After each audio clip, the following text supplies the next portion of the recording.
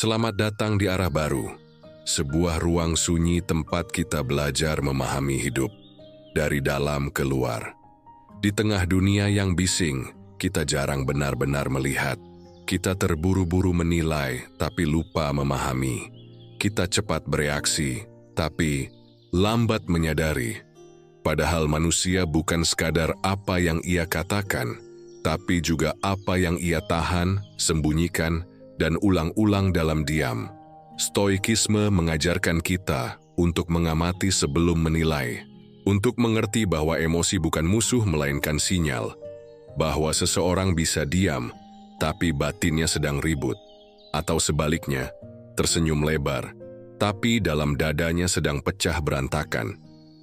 Hari ini kita akan berbicara tentang sesuatu yang tak pernah diajarkan di sekolah, tapi diam-diam menentukan bagaimana kita membangun relasi dalam hidup. Cara membaca seseorang tanpa mereka sadari, bukan untuk memanipulasi, bukan untuk mencari celah, tapi agar kita bisa hadir dengan lebih bijak, lebih penuh empati. Karena saat kita tahu cara membaca seseorang, kita tak hanya lebih mengerti mereka, tapi juga lebih mengenali bayangan diri kita sendiri yang selama ini terpantul di mata orang lain. Mari kita pelajari bukan hanya apa yang terlihat, tapi juga yang tersirat. Bukan hanya suara yang terdengar, tapi juga jeda yang mereka biarkan menggantung. Di arah baru, kita berjalan perlahan, karena pemahaman yang dalam tak pernah lahir dari langkah yang terburu-buru. Kita hidup di dunia yang penuh kata. Kata-kata tertulis di layar, terdengar dari mulut, muncul dalam percakapan sehari-hari. Tapi tidak semua kata bisa dipercaya, karena pada kenyataannya kata adalah alat. Dan seperti semua alat, ia bisa digunakan untuk menyampaikan kejujuran atau untuk menutupinya. Bahasa tubuh adalah hal lain, ia jauh lebih jujur. Ia muncul tanpa filter, tanpa sempat dirancang.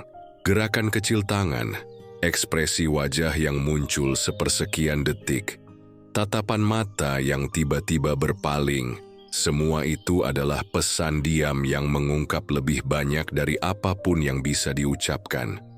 Ketika kita belajar membaca seseorang, kita harus peka pada satu hal penting. Apakah yang mereka katakan sejalan dengan apa yang mereka tunjukkan?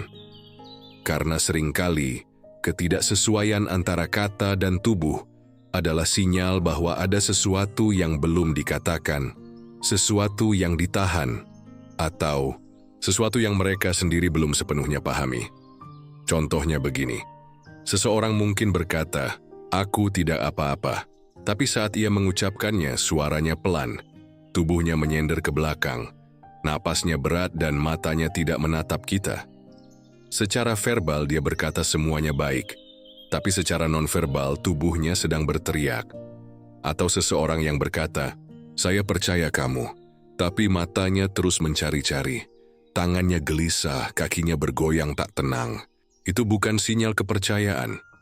Itu sinyal konflik batin antara apa yang ingin mereka tampilkan dan apa yang sebenarnya mereka rasakan.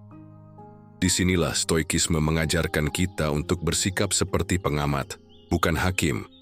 Kita tidak terburu-buru, menyimpulkan, tidak langsung menuduh, tapi mengamati dalam diam.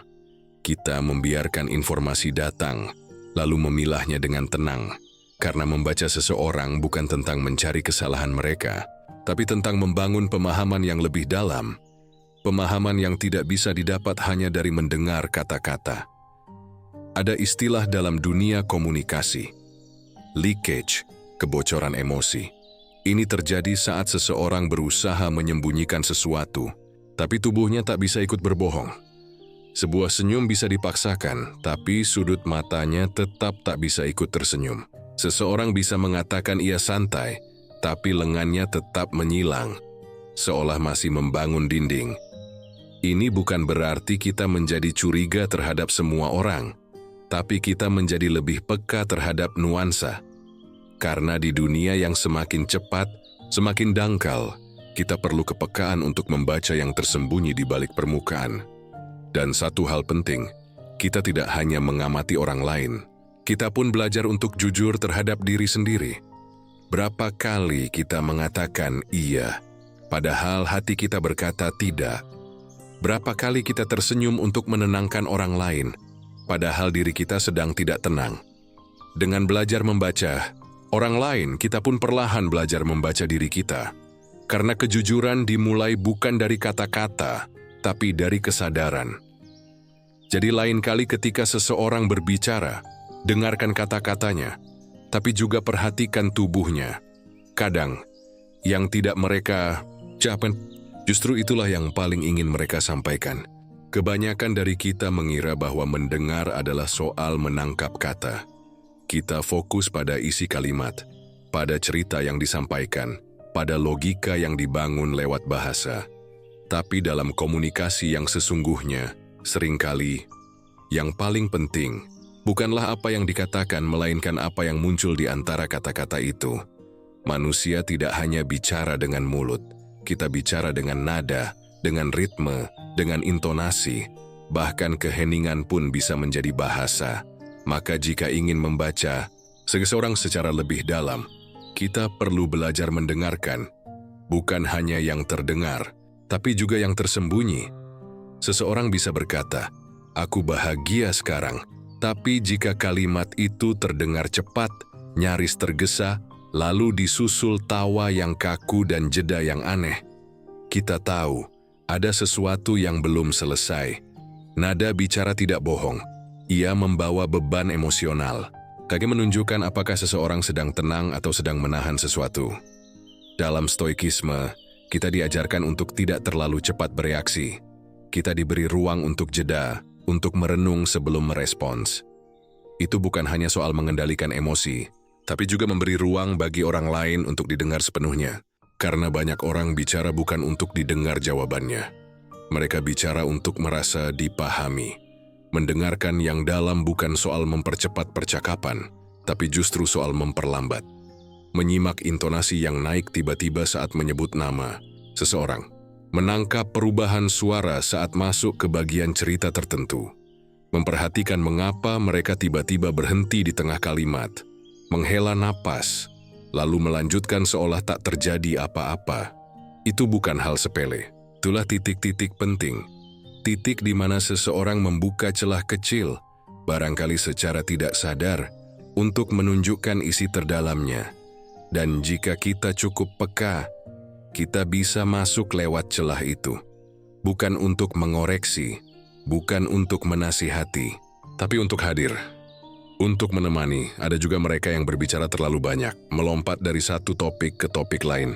Itu bisa jadi bukan karena mereka punya banyak yang ingin dikatakan, tapi karena mereka sedang menghindari satu hal yang tak sanggup diungkap. Kita tidak perlu mendesak, kita hanya perlu menyimak. Karena keheningan kadang mengundang lebih banyak kejujuran daripada pertanyaan. Seseorang mungkin berkata, "Wah, saya baik-baik saja." Tapi jika setelah itu mereka tidak bicara apa-apa dan hanya duduk lama dalam diam, jangan buru-buru percaya kata-katanya, percayalah pada diamnya. Karena saat seseorang benar-benar baik-baik saja, mereka tak perlu menyatakan itu terus-menerus. Begitu juga dalam hubungan. Seringkali yang membuat kita merasa dekat bukanlah isi percakapannya, tapi perasaan yang muncul selama percakapan itu terjadi. Apakah kita merasa didengar, diterima, atau malah sebaliknya, dinilai, disela, diburu oleh opini? Maka saat membaca seseorang, belajar mendengarkan lebih dalam bukan hanya membantu kita memahami mereka, tapi juga membuat kita menjadi ruang yang aman. Ruang di mana orang lain tidak merasa harus selalu menjelaskan, tidak harus selalu kuat, tidak harus selalu berkata, "We baik-baik saja," saat kenyataannya tidak. Dan siapa tahu, di saat kita benar-benar bisa hadir dan mendengar, orang lain pun akhirnya berani mengucapkan apa yang selama ini mereka tahan. Karena kebenaran jarang keluar dari kalimat pertama. Kebenaran sering muncul dari jeda, dari suara yang menurun, dari detik ketika seseorang hampir tak sanggup melanjutkan kalimatnya, tapi memilih melanjutkan juga. Manusia tidak hanya menjaga jarak secara fisik, kita juga menjaga jarak secara emosional, secara batin. Dan cara seseorang mengatur jaraknya terhadap dunia seringkali mencerminkan isi dalam dirinya. Coba perhatikan bagaimana seseorang duduk saat berbicara. Apakah ia cenderung mendekat atau menjauh? Apakah ia membuka postur tubuhnya? Atau justru menyilangkan lengan, menyembunyikan telapak tangan, menunduk, atau memalingkan badan? Gestur-gestur ini bukan hanya kebiasaan tanpa arti. Mereka adalah petunjuk halus yang bisa memberitahu kita seberapa nyaman ia terhadap kita, seberapa besar ia ingin membuka dirinya, atau justru menjaga bentengnya tetap kokoh. Dan jarak itu tidak selalu buruk. Kadang seseorang menjaga jarak bukan karena membenci, tapi karena sedang melindungi dirinya. Barangkali ia pernah kecewa, pernah dikhianati, pernah bercerita terlalu dalam, terlalu cepat, dan akhirnya menyesal. Maka kini ia pelan-pelan, ia menunggu, ia menguji apakah orang di depannya pantas untuk dipercaya. Stoikisme mengajarkan kita bahwa kita tidak bisa mengendalikan bagaimana orang lain membuka diri. Kita hanya bisa mengendalikan bagaimana kita hadir. Maka jika seseorang menjaga jarak, kita tidak perlu memaksakan kedekatan. Kita cukup jadi ruang yang aman, hadir tanpa mengancam, mendengarkan tanpa mendesak. Ada juga bentuk lain dari jarak, ketidakhadiran secara emosional. Pernahkah kamu berbicara dengan seseorang yang fisiknya ada di hadapanmu, tapi jiwanya entah melayang kemana? Matanya menatap, tapi tidak fokus. Telinganya mendengar, tapi tidak menyimak. Itu adalah bentuk jarak yang lebih sulit dikenali. Tapi, sama nyatanya, bisa jadi ia sedang sibuk dengan pikirannya sendiri. Bisa jadi ia sedang menyimpan sesuatu yang terlalu berat untuk dibagi. Kita juga bisa membaca seseorang dari bagaimana mereka menjaga jarak dalam cerita. Seseorang mungkin akan membahas hal-hal ringan dengan sangat terbuka. Pekerjaan, hobi, pengalaman masa kecil. Tapi begitu kita menyentuh topik yang lebih emosional, keluarga, relasi, rasa kecewa, mereka tiba-tiba menjadi tertutup. Kalimatnya menjadi singkat, atau bahkan berubah topik. Itu bukan kebetulan. Itu adalah batas. Dan batas itu harus dihormati. Sebaliknya, ada juga orang yang mendekat terlalu cepat. Mereka membagikan banyak hal dalam waktu singkat, seolah tidak ada jarak sama sekali. Di permukaan, ini terlihat seperti kepercayaan, tapi kadang itu adalah tanda bahwa mereka sedang mencari validasi atau sedang mencoba mengisi kekosongan dalam diri mereka sendiri. Kita perlu berhati-hati. Kedekatan yang terlalu cepat kadang dibangun dari luka yang belum sembuh. Dalam hidup, setiap hubungan yang sehat adalah hasil dari jarak yang saling dihormati. Bukan soal siapa yang lebih terbuka atau lebih tertutup, tapi tentang bagaimana dua orang belajar menari dalam ruang yang tidak selalu pasti. Mendekat saat dibolehkan dan menjauh saat dibutuhkan. Maka perhatikan jarak itu. Bukan untuk dihakimi, tapi untuk dipahami. Kadang jarak adalah bentuk perlindungan. Kadang jarak adalah permintaan tak terucap. Tolong jangan terlalu dekat dulu. Aku masih belajar merasa aman. Dan siapa tahu, saat kita cukup sabar untuk tidak menerobos jarak itu, perlahan-lahan mereka sendiri yang menghapus batasnya. Seseorang bisa berusaha menyembunyikan perasaannya, bisa menyembunyikan masa lalunya, luka-lukanya, bahkan pikirannya sendiri. Tapi ada satu hal yang jarang bisa disembunyikan. Apa yang mereka ulang-ulang dalam percakapan. Kita sering menganggap pengulangan itu hal biasa, tapi bagi jiwa manusia, pengulangan bukan sekadar kebiasaan. Itu adalah penekanan tak sadar. Apa yang sering diulang, baik dalam kata maupun dalam nada, biasanya adalah cerminan dari apa yang sedang memenuhi isi pikirannya. Coba dengarkan baik-baik. Seseorang yang berulang kali mengatakan, "Saya bukan orang yang penting," atau "Nggak apa-apa kok, saya biasa aja," bisa jadi sedang menyampaikan sesuatu yang lebih dalam. Perasaan tidak dihargai, atau harga diri yang terluka. Mereka tidak sedang minta dikasihani. Mereka sedang berusaha diyakinkan oleh orang lain atau oleh dirinya sendiri atau seseorang yang selalu kembali ke cerita yang sama, tentang kegagalan di masa lalu, tentang hubungan yang belum selesai, tentang kesalahan yang tak pernah dimaafkan. Mungkin mereka tidak sadar bahwa itu terus-menerus keluar dari mulut mereka. Tapi bagi kita yang peka, itu adalah petunjuk penting. Ada sesuatu yang belum sembuh, dan luka yang belum sembuh akan mencari cara untuk terus berbicara. Stoikisme mengajarkan kita untuk tidak bereaksi cepat terhadap apa yang tampak di permukaan. Kita tidak buru-buru menginterupsi, tidak menyela dengan saran. Kita diam, dengarkan, dan catat. Karena sering kali kita tidak sedang mendengar orang bercerita. Kita sedang menyaksikan mereka mengulang sesuatu yang belum selesai dalam dirinya. Pengulangan juga bisa muncul dalam bentuk positif. Orang yang selalu menyebut nama seseorang yang ia hormati, atau nilai-nilai yang ia yakini, itu adalah kompas batin mereka, dinosaurus yang ingin mereka pegang erat, bahkan jika dunia sekelilingnya berubah. Tapi kita juga perlu waspada pada pengulangan yang menyembunyikan manipulasi. Ada orang yang terus mengulang narasi tentang betapa mereka adalah korban, tentang betapa mereka selalu disalahkan, tidak pernah didengarkan, selalu paling benar. Jika narasi itu tidak berubah dan selalu memposisikan mereka sebagai pusat penderitaan, kita perlu bertanya, apakah ini bentuk pencarian simpati atau bentuk penghindaran dari tanggung jawab? Membaca seseorang lewat apa yang mereka ulang-ulang, bukan soal menilai, tapi soal menyimak dengan lebih dalam. Kadang seseorang tidak tahu bagaimana cara menyampaikan perasaannya secara langsung. Jadi mereka berputar-putar. Mereka ulangi cerita yang sama dengan cara berbeda. Mereka lempar isyarat dengan harapan seseorang cukup peka untuk menangkapnya. Dan jika kita cukup hadir, kita bisa menjadi orang yang menangkap itu. Kita bisa menjadi saksi, bukan hanya dari kata-katanya, tapi dari isi hatinya yang selama ini ia sembunyikan di balik pengulangan.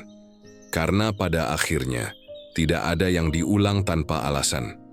Dan jika kita berani mendengarkan lebih dalam, pengulangan itu bisa menjadi kunci untuk membuka ruang yang belum pernah ia bagi pada siapapun sebelumnya. Banyak orang menilai seseorang dari apa yang mereka bicarakan.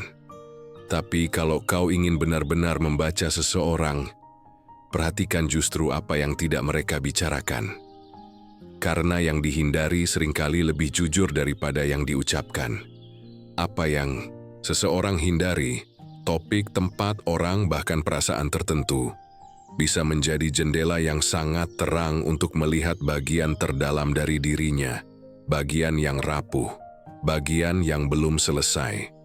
Coba kamu ajak seseorang berbicara tentang masa lalu, tentang keluarganya, tentang seseorang yang pernah melukai atau yang masih ia rindukan. Lalu perhatikan, apakah mereka berubah diam? Apakah mereka tergesa mengalihkan topik? Apakah tubuh mereka menegang? Wajahnya berubah, senyumnya menjadi datar. Kita bisa menghindari pembicaraan, tapi tubuh dan sikap kita selalu lebih jujur. Dan dalam stoikisme, kejujuran terhadap diri sendiri adalah salah satu bentuk kebijaksanaan. Tapi tidak semua orang sudah siap ke sana. Banyak yang masih menyimpan terlalu banyak luka untuk dihadapi. Maka mereka memilih menghindar. Bukan karena ingin berbohong, tapi karena belum siap menerima. Seseorang bisa sangat terbuka tentang hal-hal umum, tapi selalu menghindari pertanyaan, apa kabar hatimu sebenarnya? Itu bukan tanpa alasan. Mungkin pernah ada trauma, mungkin pernah ada cinta yang ditolak mentah-mentah, atau kepercayaan yang dikhianati begitu saja. Lalu sejak saat itu mereka belajar, lebih baik diam daripada mengulang luka yang sama. Menghindari adalah bentuk perlindungan. Kita semua melakukannya dalam berbagai bentuk. Ada yang menghindari percakapan serius dengan orang tua karena menyimpan kecewa yang tak pernah terucap. Ada yang selalu bercanda dalam percakapan agar tidak terlihat rapuh. Ada pula yang menolak topik spiritual atau eksistensial karena dalam diamnya ia sedang mempertanyakan segalanya dan tidak apa-apa. Kita tidak perlu memaksa siapapun untuk membuka apa yang belum siap mereka buka. Justru dalam memperhatikan apa yang mereka hindari, kita belajar untuk lebih berempati, untuk hadir bukan sebagai penyelidik, tapi sebagai penjaga jarak. Jarak yang membuat mereka merasa cukup aman, hingga suatu hari, jika mereka siap, mereka akan bicara sendiri. Dalam hubungan yang sehat, kita tidak menghakimi keheningan. Kita menghormatinya. Karena bisa jadi, keheningan itu sedang menunggu ruang yang cukup aman untuk bersuara. Dan siapa tahu, kitalah ruang itu. Ada juga hal-hal yang dihindari bukan karena luka, tapi karena rasa malu. Seseorang yang selalu menghindari bicara soal pencapaiannya mungkin merasa tak pantas dihargai. Seseorang yang tak mau membicarakan keinginannya mungkin takut dianggap serakah atau terlalu berharap. Mereka menahan karena dunia pernah membuat mereka merasa keinginan itu berbahaya, harapan itu sia-sia. Maka, membaca seseorang bukan hanya soal siapa mereka hari ini, tapi apa yang telah membentuk mereka, dan itu seringkali ditemukan di balik apa yang mereka hindari. Ingat, ketidakhadiran bukan berarti ketidakberadaan. Yang tak dibicarakan, bukan berarti tak dirasakan. Kadang, justru itulah yang paling penting untuk kita pahami. Diam bukan berarti tidak berkata-kata.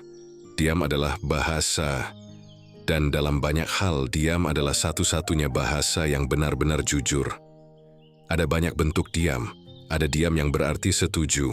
Ada diam yang berarti tak ingin memulai konflik. Ada diam karena tak tahu harus berkata apa. Tapi ada juga diam yang sangat dalam, karena kalau ia bicara, ia takut tak bisa berhenti menangis. Kita sering keliru memaknai diam. Kita anggap itu biasa. Kita pikir seseorang yang tidak membalas pesan, atau hanya tersenyum kecil saat ditanya, berarti tidak peduli, tidak tertarik, atau tidak punya pendapat. Padahal bisa jadi, dalam diam itu, ada badai. Stoikisme mengajarkan kita untuk tidak terlalu cepat menilai respons orang lain. Karena tidak semua yang tenang itu damai, dan tidak semua yang diam itu kosong. Kadang, justru diam adalah bentuk paling kuat dari pergolakan batin. Seseorang diam karena sedang memilih kata.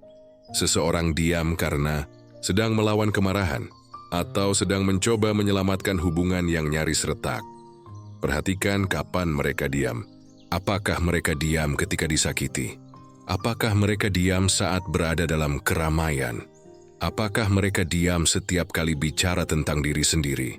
Atau setiap kali kamu menyentuh bagian hidupnya yang ia tak pernah ceritakan?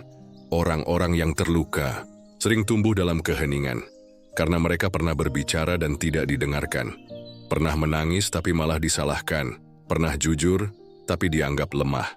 Maka mereka belajar, lebih aman untuk diam. Tapi di balik diam itu mereka tidak mati.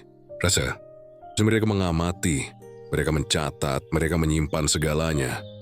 Dan justru mereka yang paling diam, seringkali adalah mereka yang paling dalam cara berpikirnya. Mereka menyaring sebelum menjawab, mereka menimbang sebelum bereaksi, dan kadang mereka tidak menjawab apa-apa. Karena bagi mereka, tidak semua hal layak dijawab. Ada juga diam yang penuh cinta. Ketika seseorang diam saat kamu bercerita panjang lebar, bukan karena bosan, tapi karena ingin kamu selesai dulu. Karena ia menghormatimu. Atau diam saat kamu sedang marah, bukan karena takut, tapi karena ia memilih meredakan alih-alih membalas. Itu bukan kelemahan, itu adalah kendali diri. Dan dalam stoikisme, menguasai diri sendiri adalah bentuk kekuatan tertinggi. Namun, diam juga bisa jadi bentuk penolakan. Seseorang bisa diam karena tak ingin memberi ruang, karena tidak percaya lagi, atau karena ingin pergi tanpa drama. Dan kita perlu cukup peka untuk membedakan mana diam yang butuh dirangkul, dan mana diam yang butuh dihormati jaraknya. Kita bisa belajar banyak dari diam seseorang, jika kita cukup hadir. Karena diam bukan jeda kosong.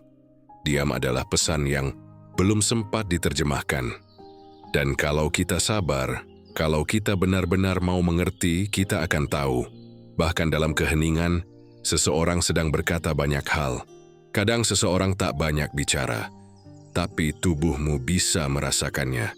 Kamu tahu sensasi itu, bertemu seseorang yang membuatmu merasa tenang. Meskipun kalian hanya duduk dalam diam, atau sebaliknya, bertemu seseorang yang tampak ramah, tapi entah kenapa membuatmu merasa ingin cepat-cepat pergi. Itulah energi. Bukan sesuatu yang terlihat, tapi bisa sangat terasa. Energi bukan soal mistis. Ia adalah getaran psikologis yang kita tangkap dari ekspresi, nada suara, tatapan mata, cara berjalan, cara mereka memperlakukan hal kecil. Dan seperti kata para filsuf Stoik, manusia yang hidup selaras dengan pikirannya akan memancarkan ketenangan.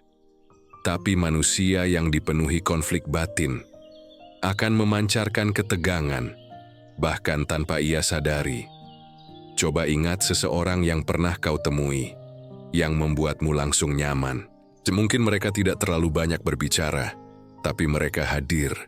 Mereka membuatmu merasa dilihat, didengar, tidak dihakimi. Itu adalah bentuk energi yang jernih.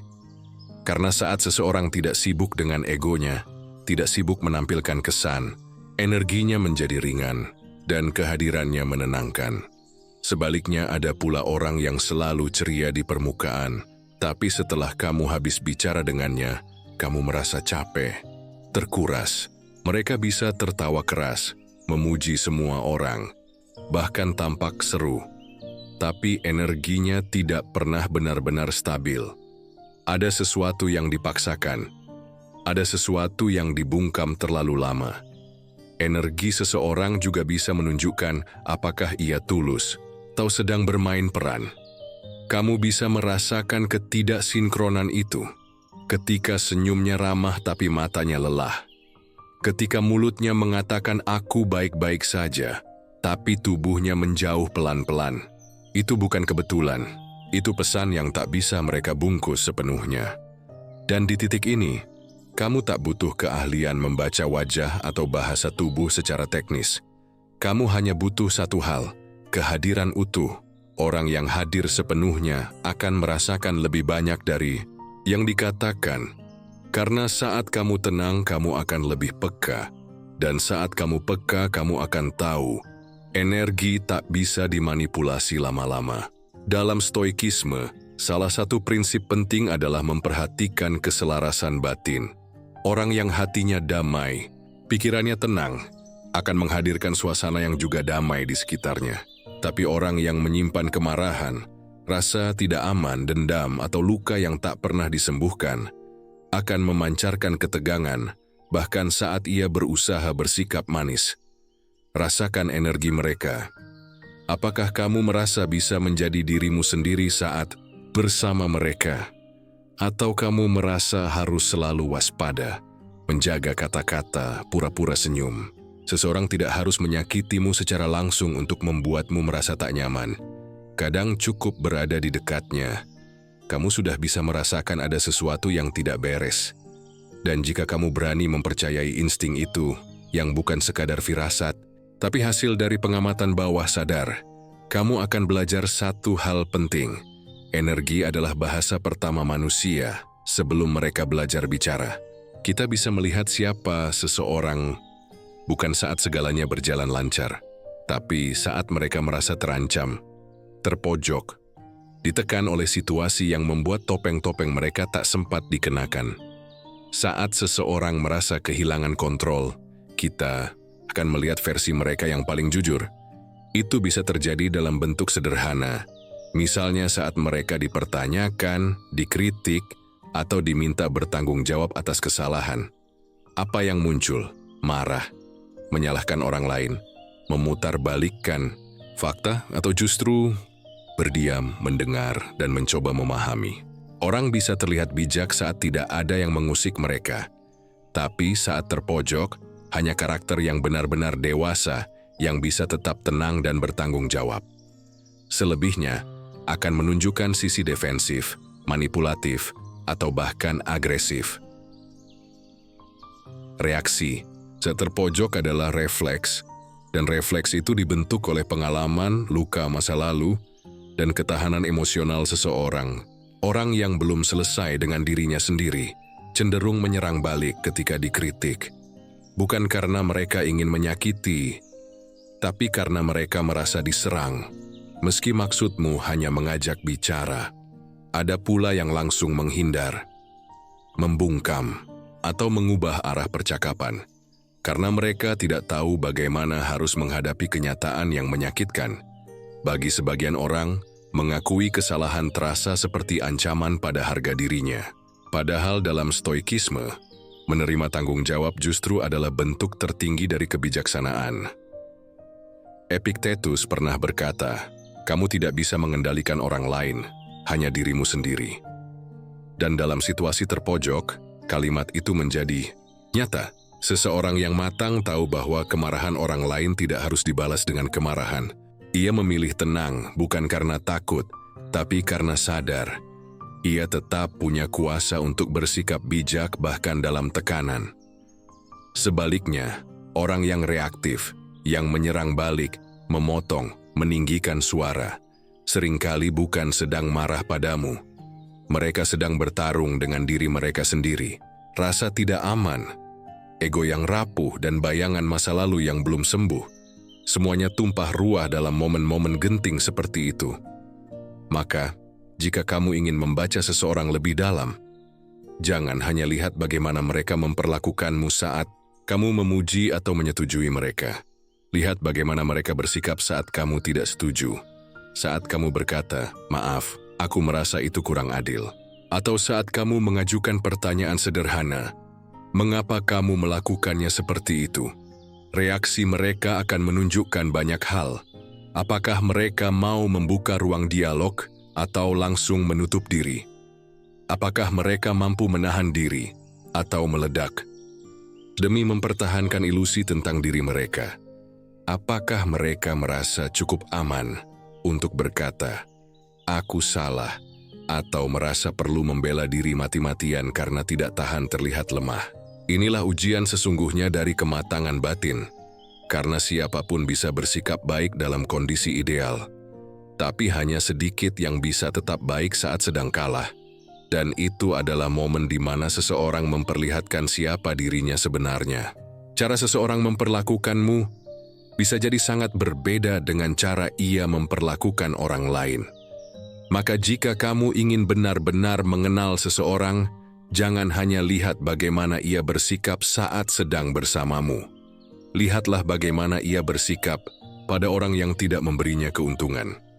Orang yang hanya ramah pada atasannya, tapi merendahkan pelayan restoran. Orang yang bisa tertawa lepas di lingkaran pertemanan, tapi kasar pada keluarganya sendiri. Orang yang terlihat hangat di media sosial, tapi dingin pada pasangannya. Itulah celah di mana karakter asli muncul. Karakter sejati tidak terletak pada siapa yang mereka pura-pura jadi, tapi pada siapa mereka ketika tidak ada sorotan, tidak ada keuntungan, tidak ada tekanan untuk tampil baik. Dalam stoikisme, martabat seorang manusia tercermin dari perilaku terhadap sesama. Karena dalam pandangan stoik, semua manusia memiliki nilai yang setara. Maka, memperlakukan seseorang dengan rendah karena status, pekerjaan, atau kelemahannya adalah bentuk kebodohan moral. Epictetus menekankan pentingnya kemanusiaan universal, bahwa tidak ada alasan untuk tidak memperlakukan semua orang dengan hormat. Jadi, perhatikan. Apakah seseorang masih bisa menghargai orang yang tak bisa membalas jasanya? Apakah dia masih bersikap sopan pada tukang parkir, pada satpam, pada anak kecil, pada orang yang dianggap lemah? Atau justru sebaliknya, seseorang yang manis di depanmu, tapi suka menggosip di belakang orang lain, yang bisa bersikap profesional di ruang meeting, tapi mempermalukan stafnya saat di luar, yang berbicara soal kasih sayang, tapi menyimpan banyak dendam kecil dalam ucapan sehari-harinya. Kita sering tertipu oleh kebaikan yang ditampilkan pada kita, tapi kebaikan sejati itu tidak selektif. Ia tidak memilih kepada siapa harus bersikap sopan. Ia muncul karena sudah menjadi kebiasaan, bukan karena sedang mencari simpati. Jika kamu ingin tahu integritas seseorang, Lihat bagaimana mereka memperlakukan orang yang tidak bisa membela diri. Dan jika kamu ingin tahu apakah kamu aman dalam hubungan jangka panjang dengan seseorang, baik sebagai teman, pasangan, atau rekan kerja, lihat bagaimana mereka bersikap saat tidak ada apapun yang bisa mereka ambil darimu. Orang yang tulus akan tetap menghormatimu, bahkan jika kamu tak memberi apa-apa. Karena baginya manusia bukan alat, dan memperlakukan orang lain dengan baik, bukan transaksi, tapi prinsip. Jangan terlalu cepat terkesan oleh keramahan yang diarahkan padamu. Lihat konteksnya. Lihat bagaimana ia memperlakukan yang lain. Dari situlah kamu akan tahu, apakah kamu sedang melihat topeng atau sedang melihat hati yang sesungguhnya. Kita sering ingin tahu orang lain, ingin bisa membaca mereka, memahami apa yang mereka sembunyikan, mengenali mana yang tulus dan mana yang pura-pura. Tapi dalam proses itu, seringkali kita lupa satu hal penting. Kita pun sedang dibaca. Ya, setiap gerakan, nada bicara, cara kita merespons, cara kita memperlakukan orang lain, itu semua sedang diamati, diserap, dan ditafsirkan. Mungkin bukan oleh semua orang, tapi oleh orang-orang yang juga peka. Orang-orang yang diam-diam memperhatikan seperti kita memperhatikan. Mereka bisa merasakan apakah kita jujur, apakah kita tulus. Mereka bisa melihat apakah kata-kata kita sejalan dengan perbuatan kita. Apakah senyum kita punya kedalaman, atau hanya refleks sosial. Dan di titik ini kita perlu bertanya, apakah yang kita tampilkan ke dunia mencerminkan siapa kita sesungguhnya? Atau hanya citra, topeng, atau respons otomatis untuk bertahan? Stoikisme tidak mengajarkan kita untuk menjadi membaca orang demi keuntungan. Bukan pula untuk menilai mereka secara sepihak, tapi lebih pada memahami dan kemudian memperbaiki diri. Karena sebagaimana kita ingin dipahami, orang lain pun ingin dimengerti. Dan jika kita terlalu sibuk membaca mereka, tanpa pernah menengok ke dalam diri, kita akan jatuh pada keangkuhan, merasa tahu segalanya tentang orang lain, tapi buta pada konflik di dalam diri sendiri. Dalam dunia yang penuh sorotan, penuh standar, penuh keinginan untuk tampil baik, orang-orang dengan kepekaan batin akan tetap bisa melihat siapa kita sebenarnya. Dan kita tak bisa sepenuhnya mengendalikan penilaian mereka. Yang bisa kita lakukan hanyalah ini: berusaha agar sikap kita, pikiran kita, dan hati kita selaras bersikap benar bukan karena ingin terlihat benar, bersikap ramah bukan karena ingin disukai, tapi karena itu pilihan sadar, pilihan karakter. Jangan lupa, ketika kamu berbicara kamu sedang membentuk citramu, tapi ketika kamu bersikap, kamu sedang menunjukkan karaktermu. Dan karakter yang kuat tak butuh banyak kata. Ia terlihat dari kesabaran, dari kejujuran, dari bagaimana kamu bersikap ketika tidak ada yang melihat. Karena sesungguhnya hidup ini bukan soal menjadi pengamat yang paling tajam, tapi menjadi pribadi yang paling bertanggung jawab atas apa yang dipancarkan dari dalam diri. Jadi sebelum kamu menilai seseorang, lihat dulu bagaimana kamu dilihat. Sebelum kamu mengupas isi hati orang lain, pastikan hatimu sendiri cukup bersih untuk tidak menghakimi. Akhirnya, kita semua sedang saling membaca. Dan dalam proses itu, semoga kita tidak hanya menjadi pembaca yang peka, tapi juga pribadi yang layak dipercaya. Pada akhirnya, kemampuan membaca orang lain bukan soal jadi lebih unggul, tapi jadi lebih sadar. Karena semakin dalam kita memahami manusia, semakin besar juga tanggung jawab kita untuk tidak menghakimi. Setiap orang punya cerita, punya luka, punya alasan mengapa mereka jadi seperti hari ini. Dan saat kamu mampu melihat lebih dalam, melampaui kata-kata, bahasa tubuh dan sikap luar, maka kamu bukan hanya sedang membaca, kamu sedang memahami. Dan dari pemahaman itulah lahir kedewasaan. Maka pelan-pelanlah dalam menilai, lembutlah dalam menyikapi, dan jangan lupa, Diri kita pun sedang tumbuh, sedang diamati, sedang diuji apakah layak jadi tempat pulang bagi orang lain. Di channel Arah Baru, kita tidak menawarkan jawaban instan. Yang kita bangun adalah ruang untuk berpikir, untuk merefleksi, untuk bertumbuh jadi pribadi yang lebih jernih. Jika kamu merasa ada sesuatu yang menggetarkan dari apa yang kamu dengar hari ini, maka izinkan ruang ini terus tumbuh bersamamu. Klik subscribe dan biarkan setiap episode membantumu melangkah lebih dalam, mengenal orang lain, dan lebih penting lagi, mengenal dirimu sendiri. Sampai jumpa di episode berikutnya, dan seperti biasa, mari berjalan pelan-pelan menuju versi terbaik dari diri kita, tanpa terburu-buru, tanpa topeng, dengan sadar